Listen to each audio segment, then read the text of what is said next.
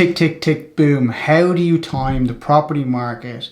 How do you know when it's a good time to sell? How do you know it's a good time to buy? How do you buy at the bottom of the market? And that's the real question all investors want to know the answer to. How do you time the bottom of the market?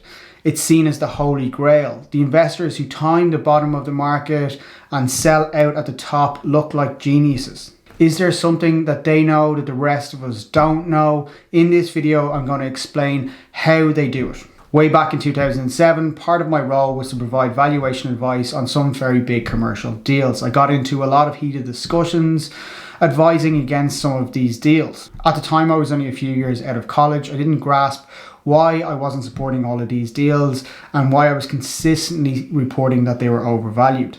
In 2006, 2007, a lot of very wealthy property investors sold huge portfolios. They were not really high-profiled property investors from a media point of view. They kept low media profiles, but they were well known within the commercial circle. They sold down hundreds of millions, if not billions, worth of property assets between 2006 and 2007 at the height of the market. Their timing looked genius when the market crashed.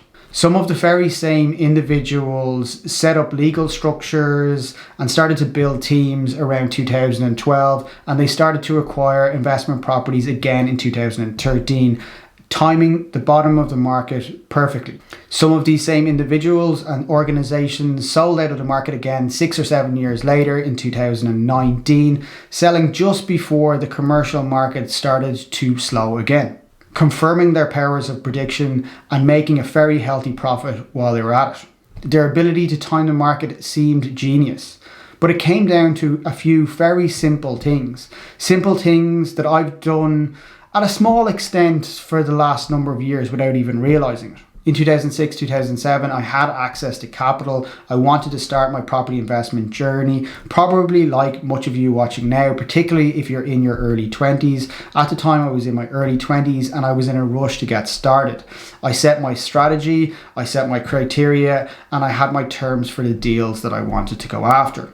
I went out looking for properties and I started bidding on properties. I worked my ass off analysing deals and bidding on opportunities, but I lost every tender I went into and I was outbid on every property I placed a bid on. At the time, I was extremely disappointed, but 2 years later when the market crashed, I thanked my lucky stars I had never bought into any of those investment properties or development opportunities. I honestly don't know what I would have done if I actually had been successful and some of those bids were successful.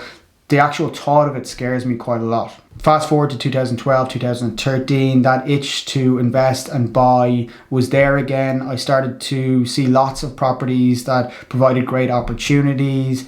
Even though the economic outlook at the time wasn't great, I saw some great opportunities. I started to review what my funding options were at the time. There was literally no funding coming from Irish banks. I started looking at some other options for funding, but any of those funding options were extremely expensive and hard to come by. Long story short, in 2013, I bought into the market. I closed out in 2019, but I left a huge amount of deals on the table in 2013 and 2014 because I didn't have access to capital. Access to deals, but not access to capital. But when I look back now, I actually think I probably did have access to capital. I just asked the wrong people. If I had been willing to share some of those deals with other people, I think I would have been able to get access to capital. It's a lesson for me to learn for the next time.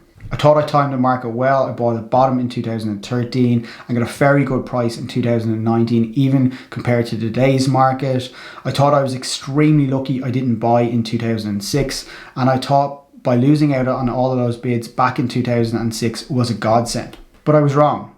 I wasn't lucky. I wasn't timing the market perfectly. I had set clear criteria and terms for my deal that I wanted to go after.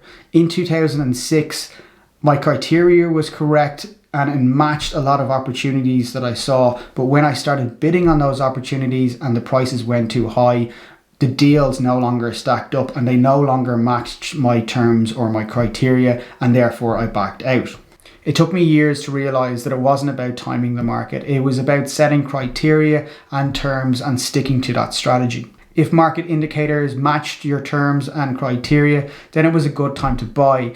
If the market no longer matched your terms and criteria, perhaps it was an indicator to sell, but it was definitely an indicator not to buy. In recent years, I've been lucky enough to get some exposure to some of those investors that I talked about before, who seemed to be experts in timing the market. What I learned surprised me. They weren't timing the market. They were setting clear terms and criteria for acquisitions, and only when everything aligned did they buy. When market yields reached certain levels or market outlook and conditions reached certain critical points, this was their indicator to sell.